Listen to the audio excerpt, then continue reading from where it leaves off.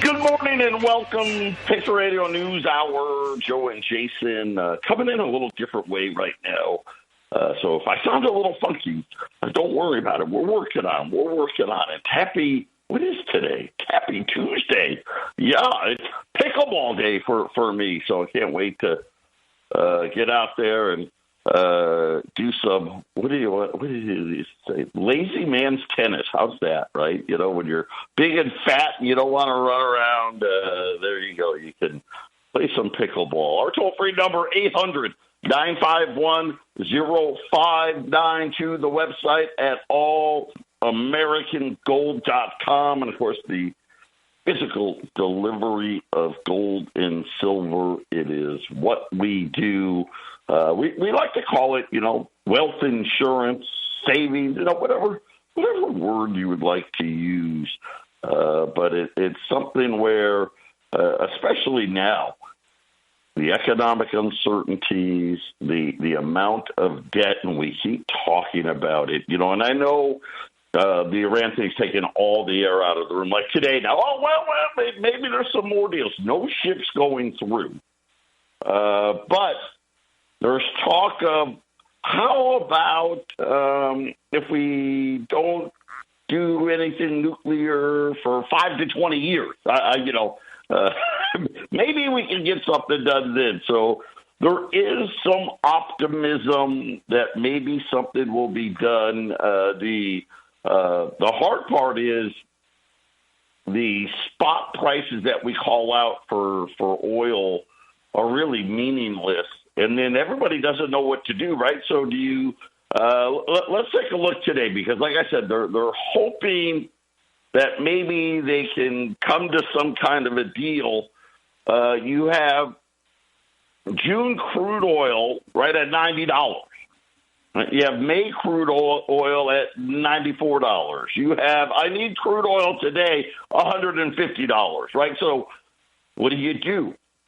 Do you lock in if you can get delivery? That's the other part. Can you even get it?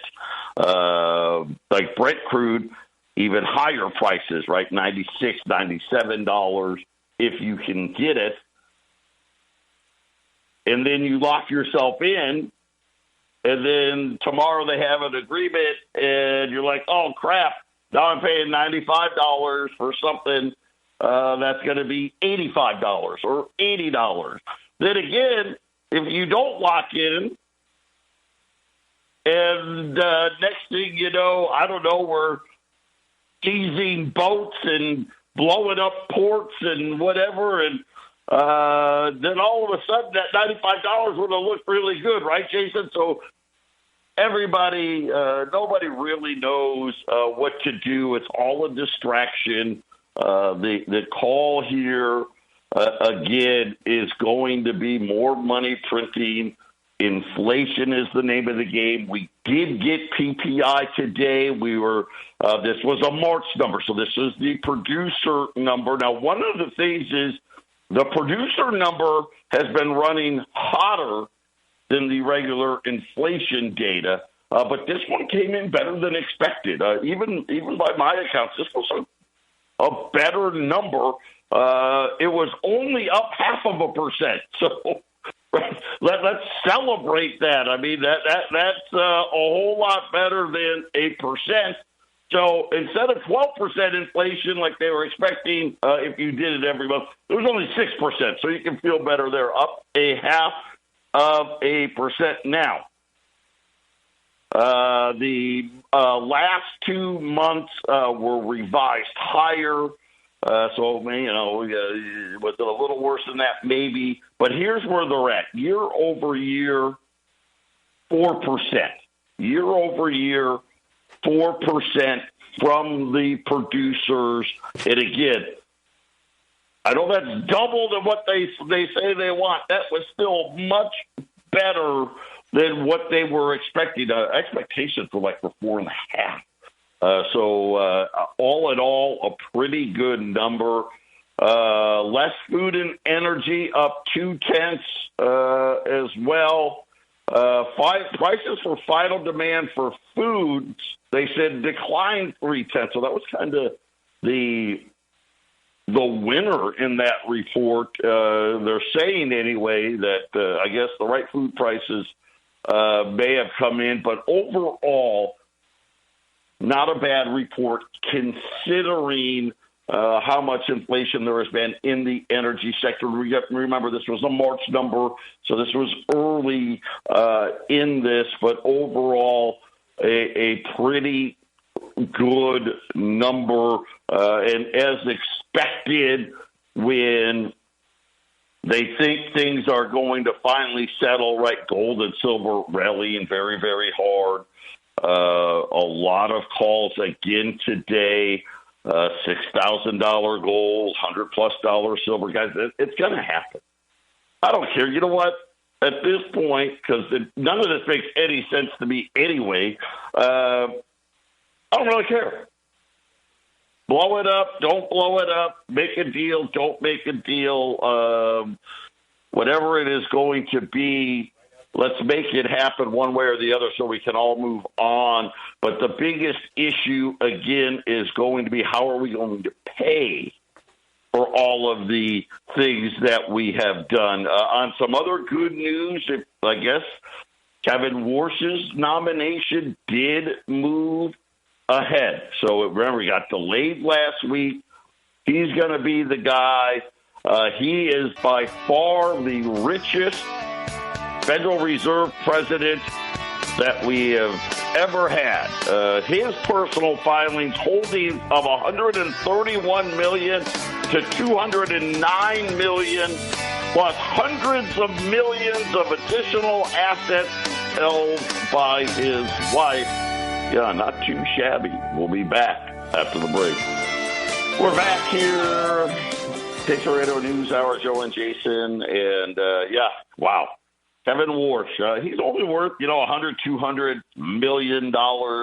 He's making about $10 million a year in his day job, working for Stan Druckenmiller. But he married the Estee Lauder heir. She's worth about $1.9 billion. So by far the richest head of the Federal Reserve. This makes sense, right? Rich guys dealing with other rich guys. Quick look here at the markets again. Everyone kind of optimistic here. The Dow's up 200. The S&P's up 50. The Nasdaq's up 275. Listen, if there's any type of deal where the Strait reopens, we're going to see Dow 50,000. We're going to see a big rally in gold, in silver, a lot of, I would say, other commodities outside of oil are going to do very, very well. Right now, gold is up almost $60, $4,800.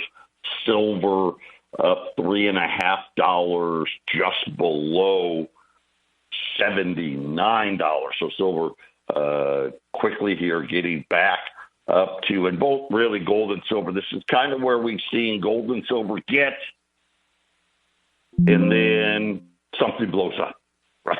So we're at the something blows up stage. So let's hope it doesn't. But the big thing here is paying for it all. So we've got Congress now coming back into session. So this is going to be very much all these things that we've been waiting for is going to start happening, right? All of this spending, how are we going to pay for it? So they want, $200 billion already for what's already occurred. They want $1.5 trillion for 2027 in defense spending. I don't know how much of that. I'm sure a big piece of that is probably building more missiles and bombs and, all of that kind of stuff that we've been using. But UBS out today reiterating a $6,000 gold price. And when we're sitting there, $20 gold pieces, they're $5,000. I'll tell you what, $49.95 on a $20 gold piece. Man, what a great time. especially when everybody, it's funny, even during the pullback, gold got down to what? What's like an intraday low, maybe 42, 4,300. Nobody lowered their gold forecast. No one lowered their silver forecast. It was almost like, what are we now, 6, 7 weeks? We took a quick time out. Obviously with gold, it was a liquidity issue, right, where people needed access to money. Some people needed it just to go long oil. Other people needed it to just pay for oil. Silver, right, everyone stopped focusing on the demand situation, right, and kind of, again, taking its cues from gold. Guys, this is going to reverse very quickly. I just want you to be aware. This is kind of, and I remember, Jason and I were talking about, gosh, when gold hits 4,000, it could go right to 5. I mean, when silver broke 50, kind of got to like 55, and then it said, I don't know, and then bam, it didn't stop till it was over $100. We're going to see a move like this again. And this time around, we're probably going to get, we're going to get the $6,000 gold. Now, the question will be, is it going to be 6,500, 7,000? I don't know. $100 silver. The question for silver, is it going to be 125, 150? That remains to be seen, but I think the moves will be quick. So if silver can get the momentum above 80, gold gets here, right, let's just say 5,000, because that's an easy number. It's probably closer to like 4,900, but if there's some type of deal, and I don't know what it is. Oh, okay, we freaky promised not to do anything nuclear for X amount, because that seems to be what is being talked about today, is if Iran peaky promises not to do anything nuclear and the years are being debated, right? I hear we want 20 years. They're like, well, how about 5? And we'll peaky promise it's going to be quick. Like I keep telling you, before the dust settles, buy your gold and silver. Don't wait. That is going to be the key to this, because we see how these rallies work, don't we? Right? Very, very aggressively now. $100 days, $200 days. They're not that big of a deal anymore. I remember the first time gold fell $100, it was like catastrophic. Silver fell $5 in a day. And it did it like 3 days in a row. Like, what was it? I don't know, 2013, 2012, something like that. It was like, oh my gosh. Now it's like, what's silver up, right? Almost $4 today. Just silver being silver. Be ready. You won't get a lot of time. Why? Because as soon as that oil price goes down, and listen, are we going back to 50, 55? Nope. But 70? Sure. Right? That's good enough. 75? And all of a sudden, the inflation that we're talking about, instead of it being up 0.5%, 1%, right, it gives everybody to say, well, that was because of the whole oil thing, and it's getting better. Inflation's going to, come back to somewhat, yeah, it'll be more than what it was, but, it's not going to be 5, it's not going to be 6. And they're going to cut rates. But that's not going to be enough. They're going to and then again, they're already doing quantitative easing. They're just calling it something else, but it's not enough. They've got to pay for all of the spending. It's already, it's the middle of April. The year ends at the end of September, the fiscal year for the federal government. The amount of debt that is continuing to pile up is going to be the big driver. And when we're done with this, listen, I have bad news for everybody. This war, call it what you want, whatever we want to call it, whatever this was, it just hardens the fact that governments want to hold less treasuries. That's what they did. This should have been a time where everybody was buying treasuries. That's what used to happen. Yields would go down. Yields went up, way up. Now, some of it, obviously, oil. But mostly, when you look at the numbers, they sold $100 billion worth of treasuries. That's what they did. And it doesn't appear that anyone's in a hurry to buy any of them back. And we're going to end up with a situation where it used to be the foreign holders of the U.S. debt were such a huge piece of what we did. And now it's going to turn into, right? We don't have enough foreign people wanting to buy the debt. And so you've seen it already. They've started loosening all the bank regulations. Why? So they can buy more treasuries. Why? Because nobody else wants them. And, of course, what's the problem with that? And the answer is really simple. If they can't get rates to go down, which so far they haven't been able to do, right? We were in a rate-cutting cycle. We're still in the cycle. We're in a pause, right? We're in a timeout. And I'll say this. The war probably extended it, right?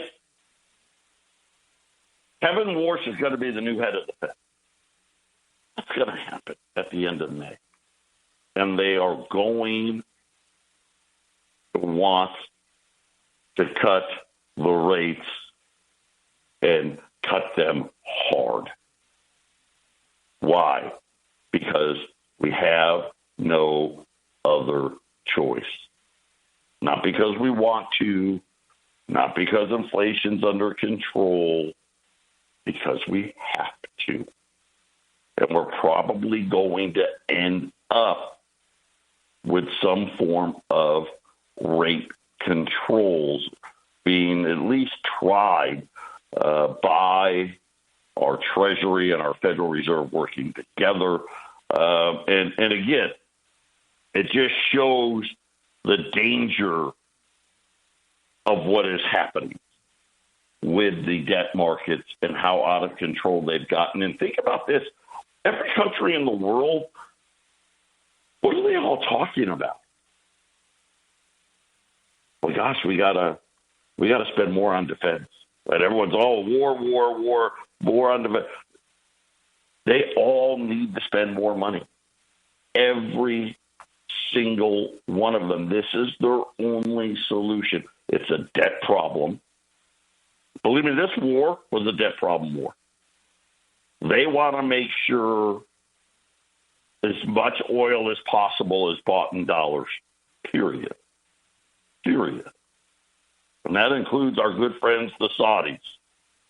They don't want them out there buying crude oil in renminbis. They don't want them out there buying it in euros or, heck, crypto or anything else. And the problem with all of this is that we end up with rates that are going to be sky high for you and me, maybe different for the banks, right, and what they're doing and the gains that they're doing. But I don't know. You know, we're probably never going to see 3 and 4% mortgages again, even though I believe we're going to have rates I don't know, 2%. And you still have 6 and 7% mortgages. Probably the best we can hope for. Hopefully it's not worse. Patriot Radio News Hour. We'll be back. Sir. Yes, ma'am. Back. All right, we're back here. Gold's up 66. I know. Look at it. 48.10. Silver, $79. Guys, it's on sale. What can I tell you? $49.95 on 20s, $25.80 on $10 gold pieces, $12.95 on. You know what a great deal those Indians were yesterday, right? But here today, gone tomorrow. Silver, boy, guys, dime's $2.95. I'll be honest. Again, I got to predicate this. If a deal gets done,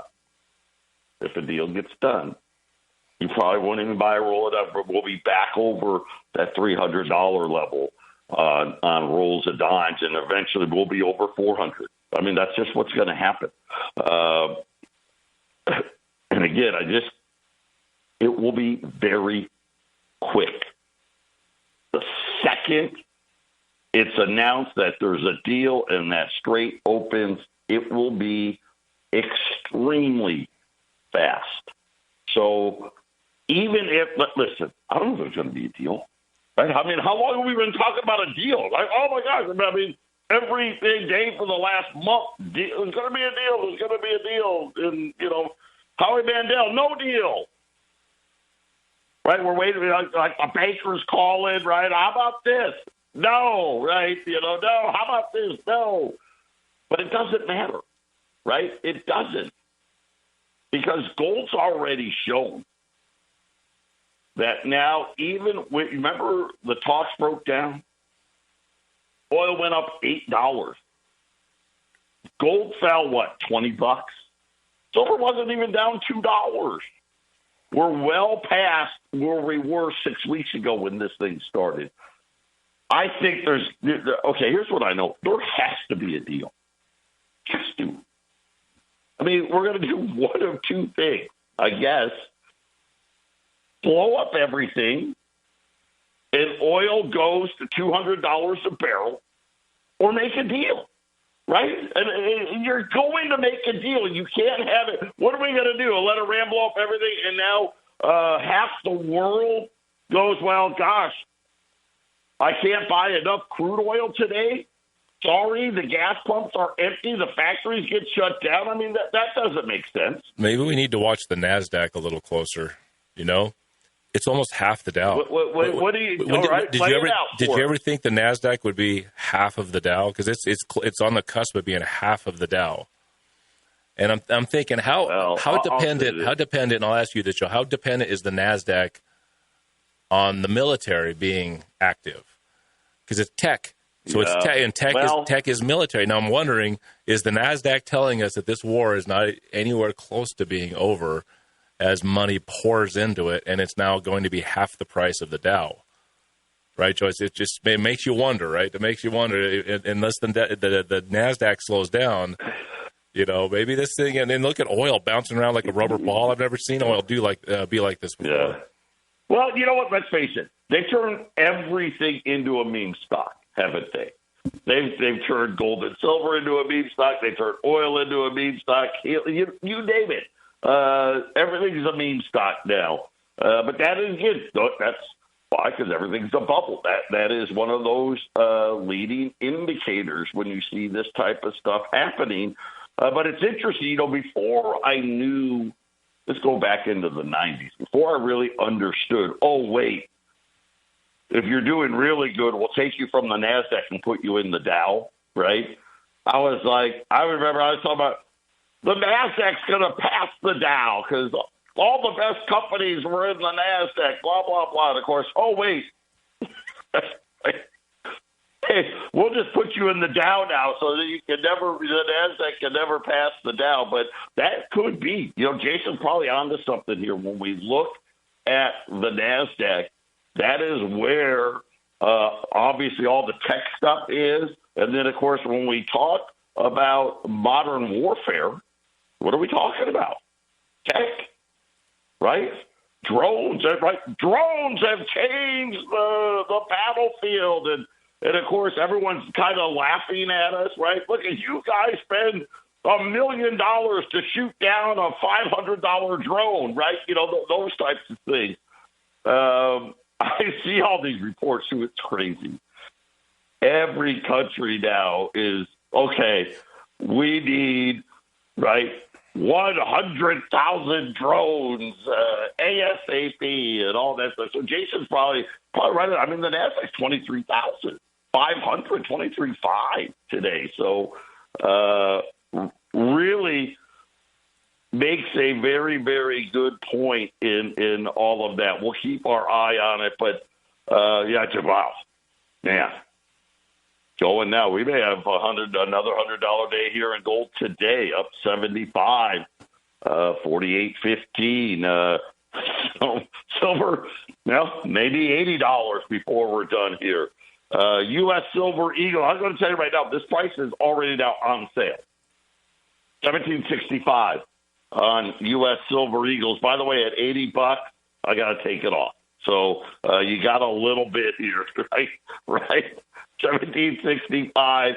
And again, like I said, guys, the second there's a deal, big moves happen. That's the thing. And we're probably going to be on that run where, okay,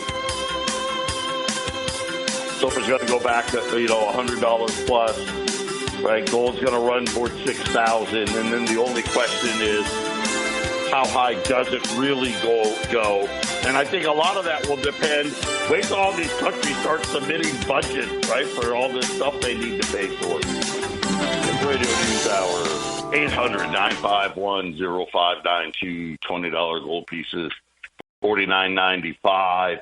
Rolls of Silver Eagle, $17.65. Roll rounds, $16.90. 5-ounce silver bars, 400. I don't even know if I've got the right sheet, so I may be just making up prices here. But call it out, 800-951-0592. It's been quite the morning this morning. Here's some other good news. So remember yesterday, I think over the weekend, Donald Trump said, anybody giving weapons to Iran, we're going to hit them with 50%. And then the story broke that China was doing it, and Trump's like, we're going to put a 50% tariff. The Chinese today said this is these baseless smears after multiple outlets cited U.S. intelligence accusing Beijing.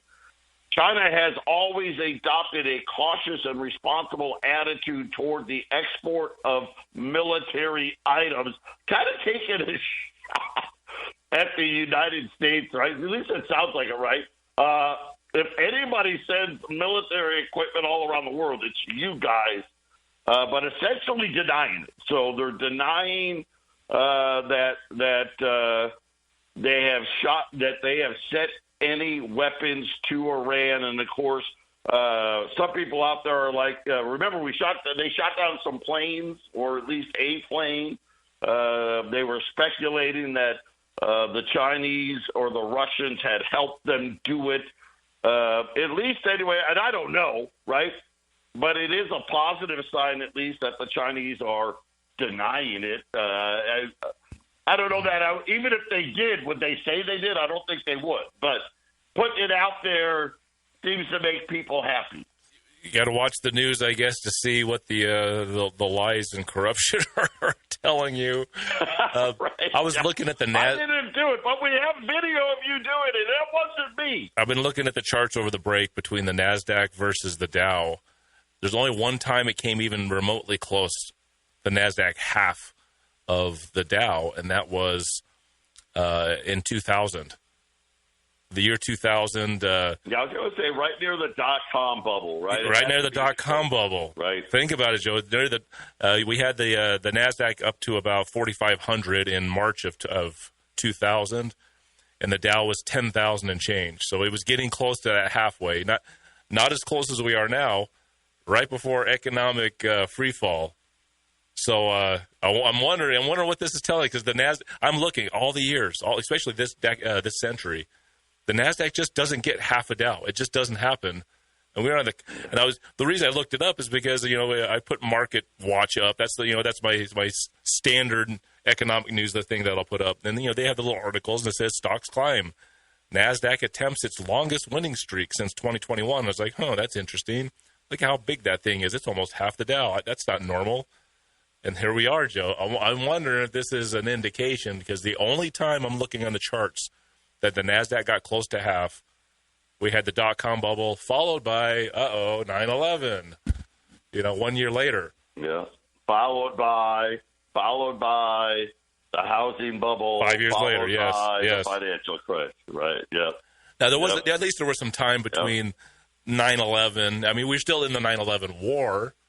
I mean, are we looking at that? Are we looking at Iran? Are we still in it? We probably. Well, here's what I'm wondering. Right? Here's what I'm wondering. I wonder if the Iran war, whatever this is, calms down at some point, whenever that is, and then we see markets start to show a lot of weakness, and then bang, the Iran 9/11 happens, whatever that would be, right? Or no, even if it's not even Iran, Joe. But I find it interesting because you got to pay for the military. You got to really beef it up. Isn't Trump wants to get the budget up there for the Pentagon, juice that thing up? But, just $1.5 trillion. It's no big deal. They probably need to get some things built and ready for the eventual long-term war in Iraq. So you buy those things, and the Nasdaq went up. The tech stuff went up big time because you need tech if you have a military that's going to go sit in Iraq for 20 years. And it sure is looking like a similar situation, Joe. So interesting. I always do the gold to silver ratio. Maybe we need to be doing the Nasdaq to Dow ratio.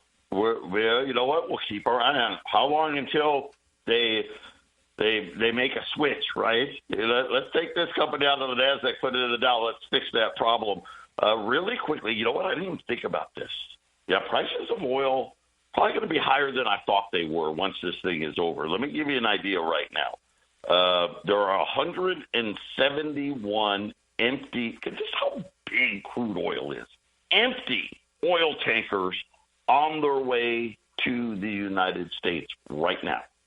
Normally, there's 110 of them. Now, these ships, what did I say, like 1 million barrels at a whack? So you're looking at 61 million more barrels of crude oil, potentially got to be loaded. Listen, they're not just going to get crude oil. They're going to get diesel fuel, jet fuel, right, gasoline, right, all these byproducts. That's going to be a lot of demand that we weren't used to seeing in the NYMEX markets for sure, Jason. This is going to keep prices elevated. Now, maybe the glut has finally been alleviated for the inflative cycle to take place. I think you're right? These were probably ships sitting out there full of it, right? And we're waiting. Now, wow. That's just nuts how many there are. I mean, there's at least that many sitting loaded in the Strait of Hormuz waiting. Crazy how many oil ships there are. Oh, man. Pig Radio News Hour. We will be back to wrap it up right after this. 800-951-0592. Again, $20 gold pieces, $29.95 at 800-951-0592. And right now they're saying that they're hoping that maybe a deal could be struck. No ships have made it through the blockade. Trump is saying, though, that maybe as early as 2 days that we may be able to have some sort of a deal. And again, this could all be stalling, right? We have troops on the way. Let's see what happens. But this is the latest now. No ships through. Iran talks could be happening over the next 2 days in Pakistan. Donald Trump to the New York Post. So if that does hold true, today's buying day, because once that's announced, look out. 800-951-0592. 0592. And then, of course, all the spending, Jason, can all be unleashed as Congress now back in session. After 9/11 and the dot-com bubble, what happened to gold the few years afterwards? Yeah, right. Yeah. Gold 300 to gold 1,500, right? Yeah. Well, gold went from 300 to 1,050, right? Then it fell back to 700, then went to almost $2,000, fell back to 1,050. The reason I really put it out there, Joe, is because 300 to 1,000 is a 3x fold in a matter of a couple years. So gold at let's just say 5,000. Joe, if this thing is going to be similar and it's an inflative cycle, then a 3x gold, we're going to be 15,000 gold. Maybe by the presidential election, or maybe when the new president takes office, which will probably be a Democrat. Can you imagine 15,000 gold, 2029? Yeah, I think I misspoke. $49.95. I may have said $29.95. $49.95. Yeah, this isn't Y2K. Come on. Yeah, it's been a tough day. We've been just having all kinds of fun over here. So everyone, just be ready. I want to warn you that you are going to see and Jason brings up a good point. Well, the midterms are coming, and most people are expecting the Democrats to at least get one of the houses back, right? I think. So I listened to a guy that made a strong statement that said it's not that the Democrats are going to have huge turnout and have a bunch of people turning to voting for Democrats. It's that the Republican base is not feeling so strong, and they're just not going to vote. They're just not going to turn out. And so by default, you're going to have a lot of Democrats elected.